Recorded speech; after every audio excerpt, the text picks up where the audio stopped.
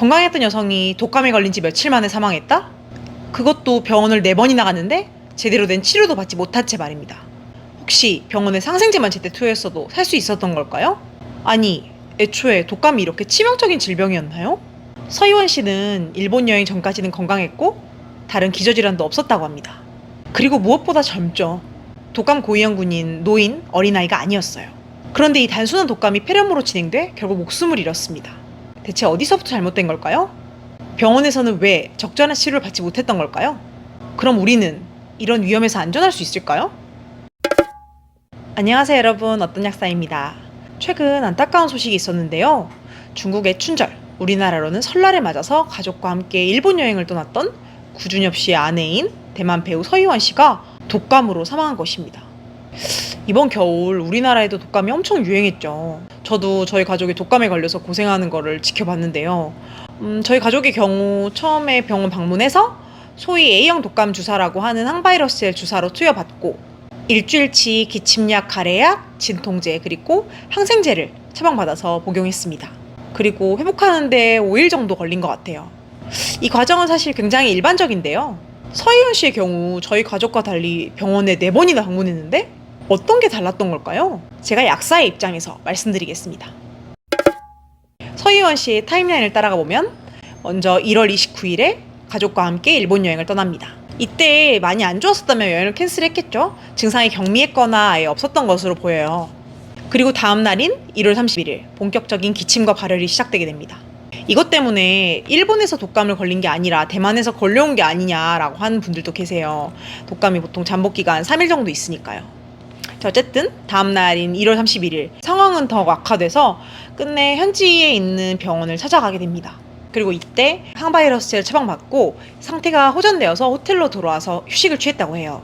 사실 이때가 항생제 처방 타이밍이었는데 이때 항생제를 처방받지 못했어요.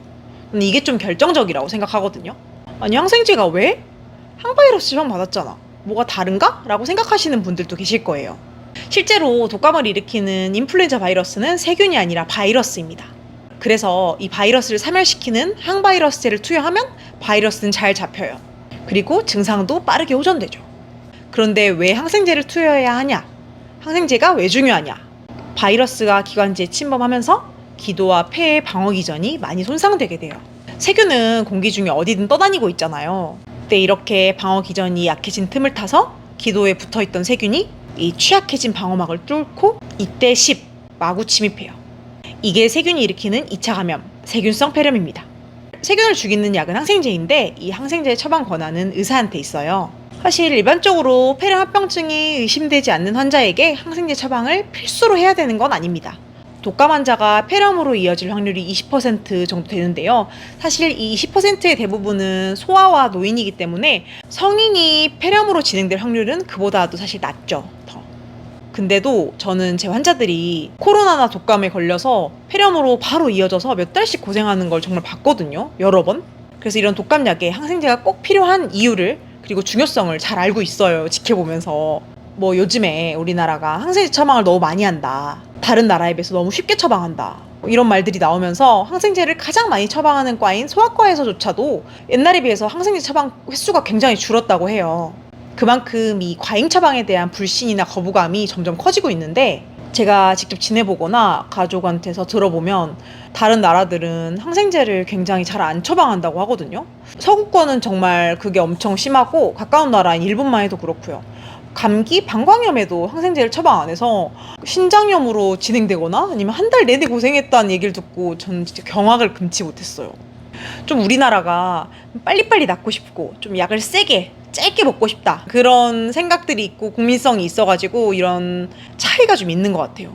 근데 저는 이게 나쁘다고 생각 안 하거든요. 항생제는 정말 중요한 약이에요. 우리 몸의 면역력은 의사 선생님이 눈으로 볼 수가 없잖아요. 그래서 청진이나 뭐 증상을 물어보는 등 여러 가지 파악을 해서 항생제를 쓸 정도인지 아닌지 이렇게 판단을 하는데요. 이렇게 전문의가 판단을 해서 내린 처방전에조차도 항생제가 뭔지 알아내서 그걸 빼고 드시는 분들이 되게 많아요.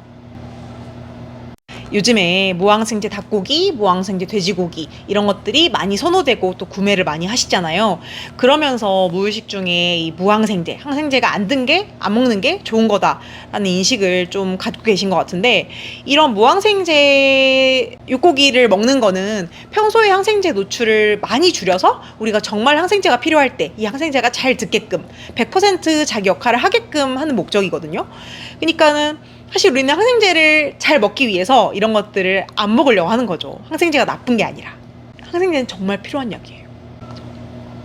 서희원 씨는 아마 여행 중이기도 했고 외국이어서 의사소통에 문제도 있어서 본인의 증상이나 여러 상황을 이렇게 소통하는데 좀 한계도 있었을 것 같고요. 다 같이 여행 중이라는 것도 좀 크게 작용을 했을 것 같아요. 다 같이 여행 중인데 내가 입원을 해버리면 여행이 완전히 망쳐지는 거잖아요. 그래서 일본 의사 선생님이 입원을 하라고 하셨는데 이제 그걸 거부했죠. 사실 이때 입원해가지고 엑스레이도 찍고 피검사에서 염증 수치도 보고 했으면 아마 항생제 처방도 나오고 좀 더 적극적인 대응이 가능했을 것 같은데 좀 그런 안타까움이 있어요.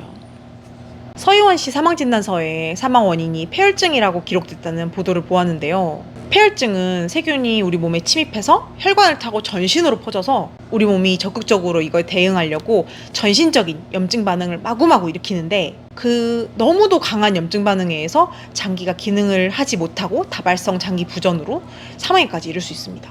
이 폐혈증은 사망률이 30에서 50% 이를 정도로 굉장히 치명적이에요. 독감이 폐렴으로, 폐렴이 폐혈증으로, 그리고 폐혈증의 사망까지 단 4일밖에 걸리지 않았습니다. 여러 전문가들이 항생제 처방, 골든타임 이런 걸 언급하는 거는 이유가 있는데요. 대가가 너무 가혹하기 때문이에요.